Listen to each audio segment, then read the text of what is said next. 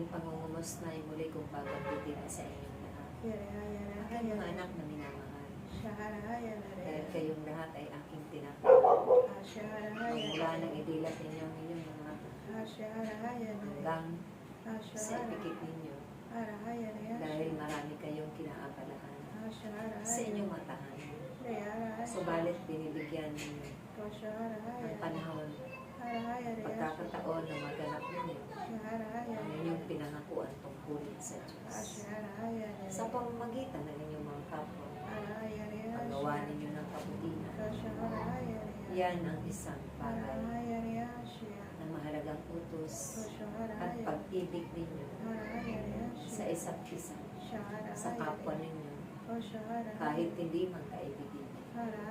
Patuloy nyo rin na iibig ka at pinaglilingkuran ng buong puso at buong katapatan. Kaya't aking mga anak, pagpatuloy ninyo ang inyong sinimulang mabubuting bagay. Ibahagi at ipalaganap ito sa Santo hanggang sa wakas ng inyong buhay. Dahil ito ang panahon, hindi nararapat kayo magkabahagi. Hindi nararapat kayo ay magkawalay sa isa't isa.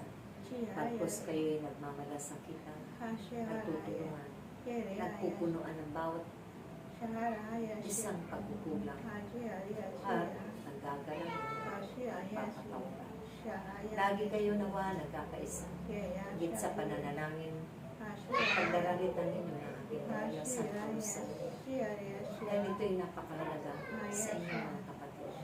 Malaki ang itutulong nito upang magkamit sila ng matibay at matatag na kalooban, matibay na pananalig, pagtitiwala at pananampalataya sa Diyos. Wala na silang aasahan pa, kundi ang Diyos na lamang natawagin nila ito sa tuwing na ito nawaan ko sa rin ng kanilang mga lapit na upang kailanman hindi sila mapahamak at sa tulong ng inyong mga pananalangin at pagtaboy ng mga salot, tunay na yan ay pasasalamatan nila.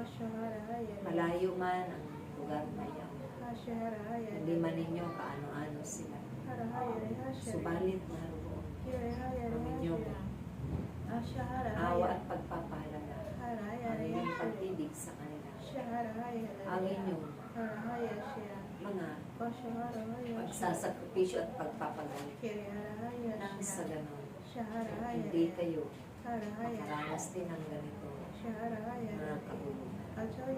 Maraming salot na paparating ating mga subalit huwag kayong makalala. Yan ay ipapanalangin ko rin. Hinihingi ko ng araw at ng bagsak. Hindi kayo makaranas nito. Na hindi na mangyari pa saan magsulok ng Santo kaya't sama-sama tayo mananalangin natin. Huwag kayong mapapagod na panalangin. Huwag kayong patalikod sa mga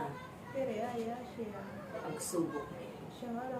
Dahil ito ang isang pagtitiling ng Diyos upang dalisayin kayo sa mga bagay na narapat maging mabuti sa kaya't aking mga anak, ako'y naririto ang inyong mahal na inang Birhen, laging nananalangin doon sa kalangitan, nagpapatira pa ng harapan natin upang matulungan na kaguluhan na hindi pa muli madagdagan ang ibang lugar na makaranas ng mga paghihirap at pagtitiis, kapighatian ng gutom at kawalan sa buhay.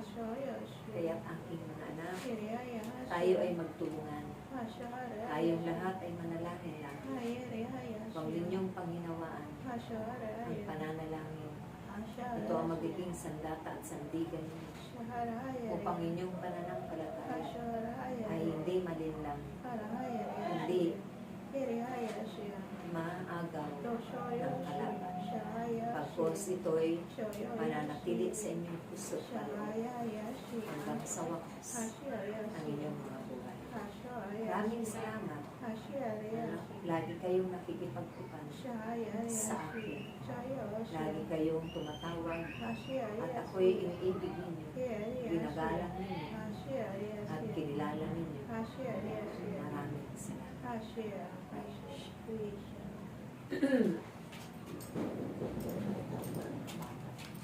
May tao.